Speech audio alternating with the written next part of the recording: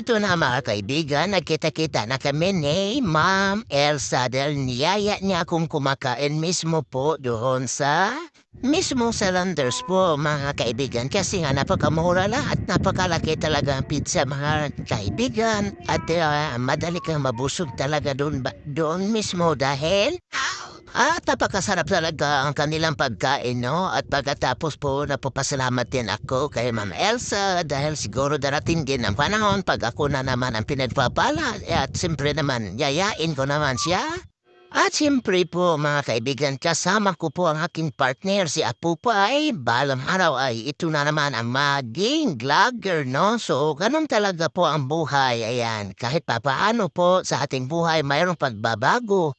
At hindi ka manatiling ganun na lang kundi manatili ka mayroong pagbabago at sigurado tingnan mo mga kaibigan napakaraming kumakain dyan dahil napakalamig naman na lugar, no? Biro mo naman danders, no? Ang dami mga masarap na pagkain. Mga kaibigan, kailangan po sa atin talaga ay minsan na malabas po tayo sa tindahanan dahil kailangan po natin kahit wala po tayong pera mga kaibigan, kailangan po sa atin talaga ay makipagpasyalan mga kaibigan kahit wala naman tayong kera pero sa biyaya ni Lord, lagi pa akong nililibre sa aking kaibigan, no? Si Sister Elsa pero darating ang time, ako na naman ang...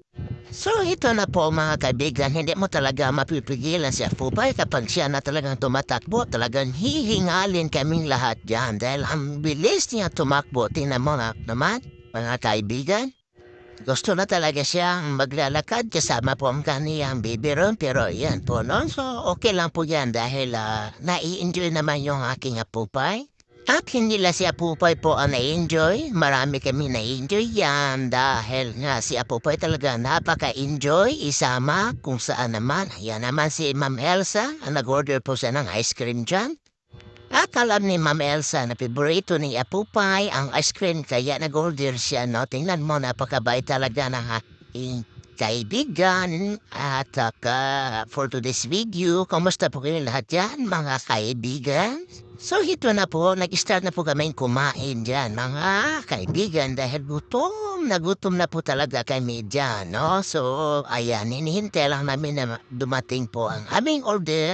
At ito na mga kaibigan, umupo na po kami at si Apupay ay siya talagang nagsubo sa kanyang sarili na kumain na po siya ng ice cream dahil na uhaw na po talaga siya. Sabi niya, napakasarap. At ito na mga kaibigan na takam-takam kami sa sobrang sarap talaga. Ayan ang po no, sa lahat ng mga kaibigan namin dyan. Maraming salamat.